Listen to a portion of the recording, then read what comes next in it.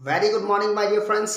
Today I will teach you how to use might. My dear friends, आज मैं might के विषय में बताने वाला हूँ कि might का प्रयोग हम कैसे करते हैं और कहाँ करते हैं. Dear friends, might एक modal auxiliary verb है और हम इसका प्रयोग may के past tense के रूप में करते हैं, may के past form के रूप में करते हैं. आइए चलिए समझते हैं उदाहरण की सहायता से. हम might का प्रयोग कैसे कर रहे हैं? may का past form, भूतकाल का स्वरूप. देखते हैं उदाहरण क्या है. He said, उसने कहा, it may rain today. It may rain today. आज शायद वर्षा हो सकती है.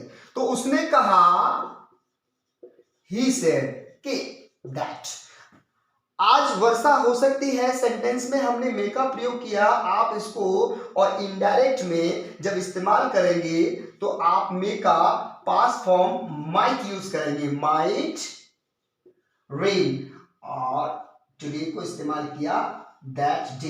हिंदी बनता है कि उसने कहा था कि उस दिन वर्षा हो सकती थी. यहां आपने माइट का प्रयोग मे के पास्ट फॉर्म के रूप में किया है. माय डियर फ्रेंड्स, हम माइट का प्रयोग अनुमति लेने के लिए भी करते हैं, परमिशन लेने के लिए भी करते हैं. आइए चलिए समझते हैं कि हम परमिशन लेने के लिए माइट का प्रयोग किस प्रकार से करेंगे.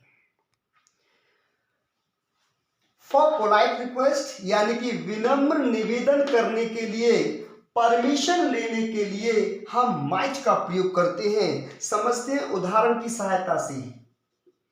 क्या मैं आपका पेन ले सकता हूं? माय डियर फ्रेंड्स, दिए हुए वाक्य में हम परमिशन ले रहे हैं, कोई काम करने की परमिशन ले रहे हैं और हमारे अंदर काफी पोलाइटनेस है, विनम्रता है और निवेदन कर रहे हैं. तो आप इस्तेमाल कीजिए might. Might I take your pen. आइए चलिए समझते हैं दूसरा उदाहरण. क्या मैं एक प्रश्न पूछ सकता हूं? क्या मैं एक प्रश्न पूछ सकता हूं?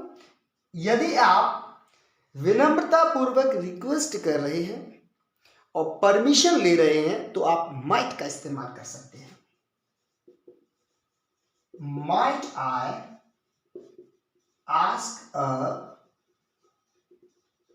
क्वेश्चन. आप अनुमति दे भी सकते हैं. आप एक प्रश्न पूछ सकते हैं. You might ask a question. My dear friends, इस प्रकार से जब हम किसी व्यक्ति से विनम्रता पूर्वक निवेदन करते हैं और अनुमति लेते हैं तो आप प्रश्न पूछ सकते हैं, अनुमति ले सकते हैं, परमिशन ले सकते हैं माइट की सहायता से. माय डियर फ्रेंड्स, मैंने अपनी पिछली वीडियो में आपको बताया था कि परमिशन लेने के लिए कैन का भी प्रयोग किया जाता है, मे का प्रयोग भी किया जाता है, कुड का प्रयोग भी करते हैं और आज मैं आपको बता रहा हूं कि माइट का प्रयोग भी परमिशन लेने के लिए किया जाता है. इनमें थोड़ा सा अंतर होता है. कैन का प्रयोग अपने सहपाठियों के साथ कीजिए, दोस्तों के साथ कीजिए, जब आप बहुत ज्यादा विनम्र नहीं होना चाहते हैं कि क्या आप मेरी मदद कर सकते हैं, कैन यू हेल्प मी.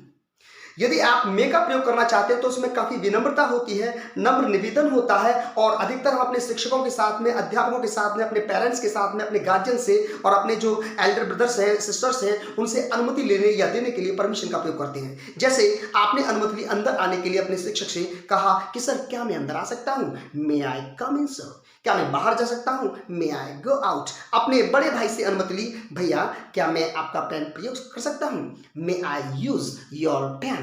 आपने अपने पिताजी से पूछा कि पापा क्या मैं यहाँ बैठ सकता हूं? मे आई सिट हियर. जब हम उनका बहुत रिस्पेक्ट करते हैं, अपने रेस्पेक्टेड पर्सन्स के लिए हम इस प्रकार से मे का प्रयोग कर सकते हैं. माय डियर फ्रेंड्स, हम अनुमति लेने के लिए कुड का भी प्रयोग करते हैं और कुड में बहुत अधिक आग्रह होता है, निवेदन होता है, पोलाइटनेस में से भी अधिक होती है. आप किसी से भी जाकर के अनुमति ले सकते हैं और कर सकते हैं. एक्सक्यूज मी सर, क्या आप मेरी मदद कर सकते हैं? Could you help me sir. उसको और ज्यादा प्रभाव डालने के लिए, आग्रह को और बढ़ाने के लिए प्लीज को भी ऐड कर सकते हैं। Could you please help me, could you please give me your pen, क्या आप मुझे अपना पेन दे सकते हैं। ठीक इसी प्रकार से जब निवेदन करते समय आप पोलाइटनेस बहुत अधिक दिखाना चाहते हैं और थोड़ा झिझक भी उसमें डाल देते हैं, हेजिटेशन भी उसमें रहता है, तो आप माइट का इस्तेमाल कीजिए कि सर क्या मैं आपका पेन प्रयोग कर सकता हूं। Might I use your pen. My dear friends, आप चारों जो मॉडल ऑक्सिलरीज हैं, कैन, मे, कुड और माइट की सहायता से परमिशन लेते हैं, लेकिन इनमें पोलाइटनेस एक तरीके से और इनमें थोड़ी थोड़ी से अंतर है। इनको आप मेरे इस वीडियो को आप बारंबार और रिवाइज करके पुनः देखिए और समझिए, और जहां उचित रहता है वहां इसका इस्तेमाल कीजिए। आइए चलिए समझते हैं हम माइट का प्रयोग और कहां कर सकते हैं। माय डियर फ्रेंड्स, हम माइट का प्रयोग लेस पॉसिबिलिटी को व्यक्त करने के लिए करते हैं। लेस पॉसिबिलिटी यानी कि कम संभावना। जब किसी कार्य के होने की संभावना बहुत कम होती है, तो इस सेंस को डालने के लिए वाक्य में आप माइट का प्रयोग कीजिए। जैसे मैंने यहां उदाहरण में लिखा हुआ है कि आज शायद ही वर्षा हो सकती है। माय डियर फ्रेंड्स, इस सेंटेंस के मुताबिक वर्षा के होने की संभावना बहुत कम है, शायद ही वर्षा हो सकती है। इस सेंस को क्लियर करने के लिए, इस भाव को व्यक्त करने के लिए आप यहां माइट का इस्तेमाल कर सकते हैं। It might rain today. My dear friends, मैंने आपको बताया था कि संभावना को व्यक्त करने के लिए हम मे का प्रयोग भी करते हैं। मे और माइट में अंतर होता है कि मे का प्रयोग पॉसिबिलिटी यानी संभावना को व्यक्त करने के लिए जब किया जाता है जब उस काम के होने की संभावना अधिक होती है, और जब उस कार्य के होने की संभावना कम होती है तो माइट का प्रयोग करते हैं। आइए चलिए समझते हैं दोनों का तुलनात्मक अध्ययन।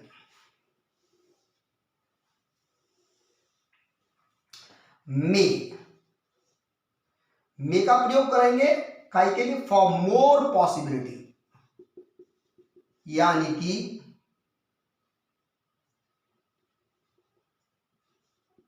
अधिक संभावना होने पर।